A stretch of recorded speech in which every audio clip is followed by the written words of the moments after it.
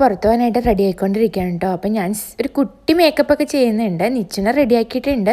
ഞാൻ അവളെ ജസ്റ്റ് ഒന്ന് കണ്ണെഴുതി പൊട്ടിരുതാൻ മാത്രമേ ഉള്ളൂ. അപ്പോൾ ഞാൻ ഒരുങ്ങിക്കൊണ്ടിരിക്കുക. ഞാൻ ഇപ്പോൾ കുളി കഴിഞ്ഞ് വന്നോളൂ. അതാ മുടിയൊക്കെ ഇങ്ങനെ കെട്ടി വയ്ക്കുന്നത് കേട്ടോ.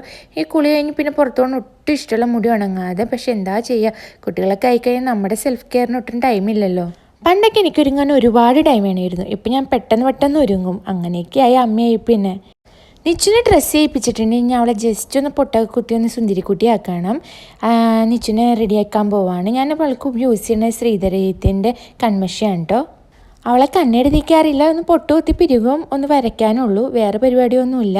നിച്ചു അവൾ സെറ്റായിട്ട് ഇരിക്കുവാണ്. എനിക്കിനി മുടി അഴിച്ചും ഒന്ന് മുടി കെട്ടാനുണ്ട്. ചേട്ടൻ ഓൾറെഡി റെഡിയായിട്ട് ഞങ്ങളെ വെയിറ്റ് ചെയ്തിരിക്കുകയാണ്. ആണുങ്ങൾക്ക് പിന്നെ ഒരുപാട് മേക്കപ്പിൻ്റെ ആവശ്യമില്ലല്ലോ. അവർക്ക് ജസ്റ്റ് മുടി ഒന്ന് ഡ്രസ്സ് ചെയ്ത് കഴിഞ്ഞാൽ അവരുടെ മേക്കപ്പൊക്കെ കഴിഞ്ഞു. നമുക്ക് പെണ്ണുങ്ങൾക്കല്ലേ ഇതുപോലെ ഓരോരോ പരിപാടീസ്.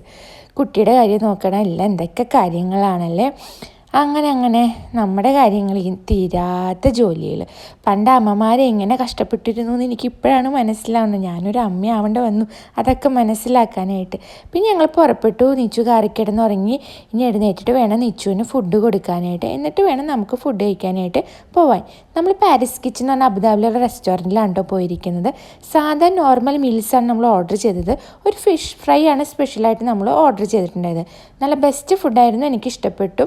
അപ്പോൾ ഇതിൻ്റെ ഫുൾ വീഡിയോ നമ്മുടെ ചാനലിൽ അപ്ലോഡ് ചെയ്തിട്ടുണ്ട്, ഒന്ന് കണ്ടു നോക്കണം കേട്ടോ.